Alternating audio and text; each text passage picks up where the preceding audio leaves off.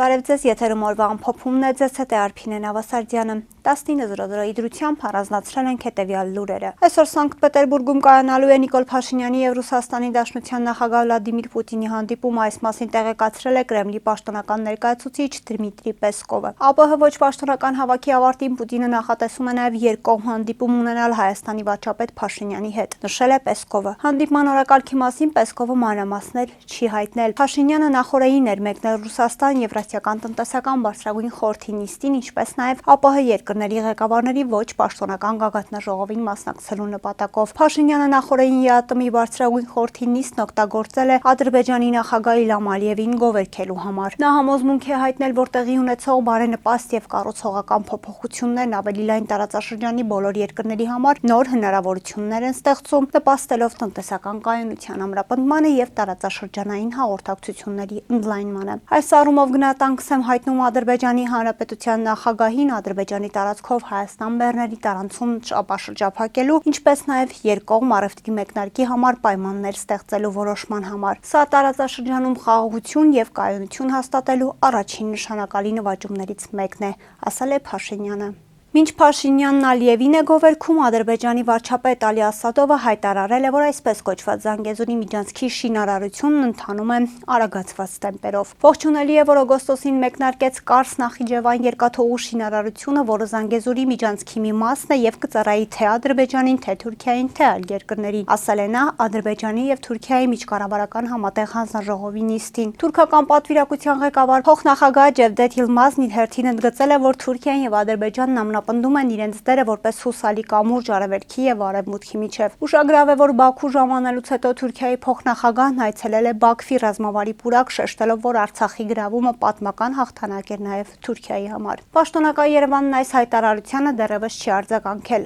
Անվտանգության խորհրդի քարտուղար Արմեն Գրիգորյանն այս ամսվա սկզբին Դոհայի ֆորումի ժամանակ ընդգծել էր, որ Երևանի համար միջանցք տերմինն անընդունելի է։ Նա նաեւ վստահություն էր հայտնել, որ թրիփը շատ օգուտներ կբերի ոչ միայն տարածաշրջանին, այլև բիզնեսներին տարածաշրջանից դուրս գտնվող երկրներին։ ԱՄՆ-ում տեղի է ունեցել Թրամփի ուղի անունը կրող նախաձեռնության քննարկում, որին մասնակցել են Հայաստանի ու Ադրբեջանի դեսպաններ Նարեկ Մկրտչյանը եւ Խազար Իբրահիմը։ Այս մասին ասվում է ԱՄՆ-Ադրբեջան առևտրի պալատի հայտարարության մեջ։ ԱՄՆ-Ադրբեջան առևտրի պալատի կազմակերպած միջոցառմանը մասնակցել են նաեւ Վաշինգտոնում Վրաստանի, Ղազախստանի, Ղրղստանի, Թուրքմենստանի եւ Ուզբեկստանի դեսպանները, ինչպես նաեւ ԱՄՆ կառավարության բարձրաստիճան պաշտոնյաներ եւ բիզնեսի ներկայացուցիչներ։ Դրամփակ քննարկմանը կողմերը քննարկել են TRIP նախաձեռնության դերը տարածաշրջանային կապի ամրապնդման եւ միջին միջանցքի երկայնքով ԱՄՆ-կայուն տնտեսական ներկայության հաստատման գործում։ Նարեկ Մկրտչյանն ընդգծել է, որ ԱՄՆ մասնակցությունը կօգնի ապահովել, որ նախաձեռնությունը շոշափելի օգուտներ բերի Հարավային Կովկասին, Կենտրոնական Ասիային եւ այլ տարածաշրջաններին։ Ողջունում եմ ադրբեջանցի գործընկերների հետ փոխգործակցությունը, որ քննարկումներն այժմ ընթանում են զարգացման կոնկրետ նախագծերի ուղղությամբ։ Նման համագործակցությունը կարևոր է իրական տնտեսական եւ սոցիալական արդյունքների հասնելու համար, նշել է նա։ Խազար Իբրահիմն իր հերթին նշել է, որ այս տարվա օգոստոսին Վաշինգտոնում կայացած առաջնորդների գագաթնաժողովը պատմական դեր է խաղացել տարածաշրջանային խաղաղության գործընթացի առաջխաղացման գործում։ Ադրբեջանցի դեսպանը նաև ընդգծել է, որ TRIP նախագծի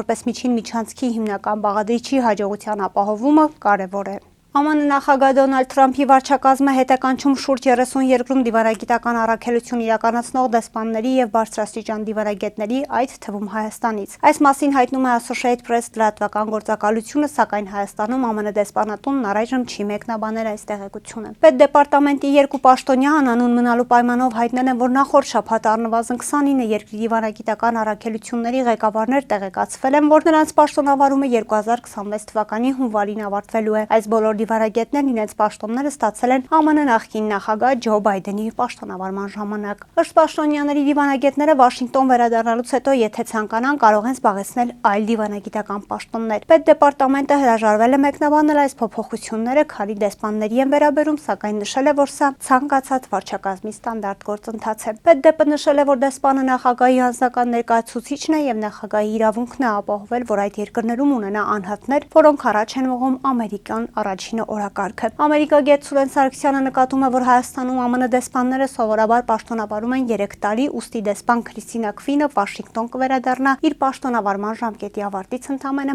1 ամիս առաջ։ Քվինը Երևան էր ժամանել 2023 թվականի փետրվարին։ Տիգրան Ավինյանի խորհրդական Կամո Արեյանը վստահեցրել է, որ մայրաքաղաքը պատրաստ է ձյան տեղումներին։ Այս տարվա համար եւս դեկտեմբեր, հունվար, փետրվար ամիսների համար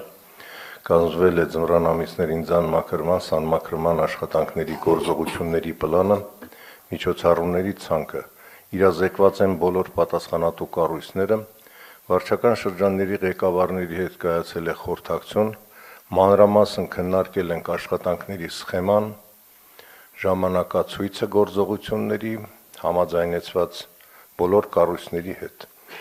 Ռեսուրսների բաշխումն է իրականացվել, այս պահի դրությամբ պարոն քաղաքապետ ներգրաված Պաշտոնյան տեղեկացրեց, որ այս պահի դրությամբ հարկա ռեսուրսները բավարար չափով պատրաստ են, բավարար չափով համապատասխան աղուաբազի խառնուրդ կուտակված են նաև Նոր-Նորքում, Արաբգիրում եւ Շենգավիթում։ Արեյանի դիտարկմամբ ունեցել ենք խրոնիկ մի խնդիր, այն է Երևանի ավականու 2009 թվականի պարտադիր բարեկարգման կանոնների մասին ավականու որոշման կանոնների պահպանում տնտեսվարող բոլոր սուբյեկտների կողմից։ Այն է, որ բոլորը պարտավոր են նաև ձմռան ամիսներին մաքրելու իրենց կցված սպասարկման տարածքը, մայթեր, հարակից տարածքներ եւ մշտապես ձմռան նախապատրաստական աշխատանքների համատեքստում վարչական շրջանի ղեկավարները պետք է ծանուցեին այդ տնտեսվարողներին իրենց պարտականությունը կատարելու մասին։ Ըստ Արեյանի մտահոգությունն այն է, որ այս պահի դրությամբ նախնական վարչական շրջաններից վերցրած ինֆորմացիայի համաձայն 9088 տնտեսվարողներից ծանուցում ստացել են 4156-ը։ Նա վարչական շրջանների ղեկավարներին խնդրեց, որ այս կանոնների կատարումը պահպանելու համար ծանուցեն բոլոր տնտեսվարողներին եւ սահմանեն խստագույն հսկողություն բոլոր տեսակի օբյեկտների նկատմամբ։ Երկրորդը խիստ հսկողություն սահմանել բոլոր ավտոլվացման կետերի նկատմամբ, որոնք ջուրը բաց են թողնում փողոց, որը գիշեր սառցակալում է եւ ստիպված է ԵԱՍՄԿ հիմնարկը բարեկային ծառայության հետ իրականացնելու այդտեղ լրացուցիչ աշխատանքներ,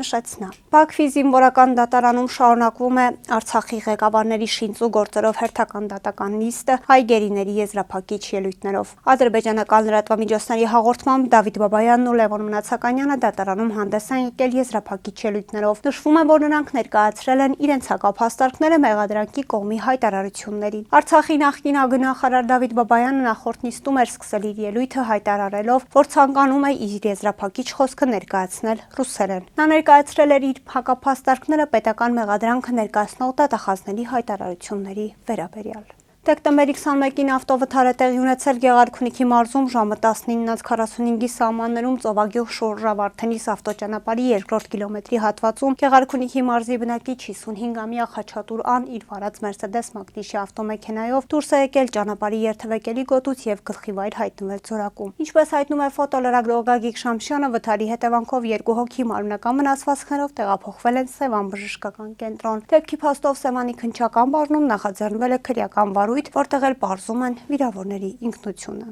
Կհանդիպենք վաղը, առողջ եղեք։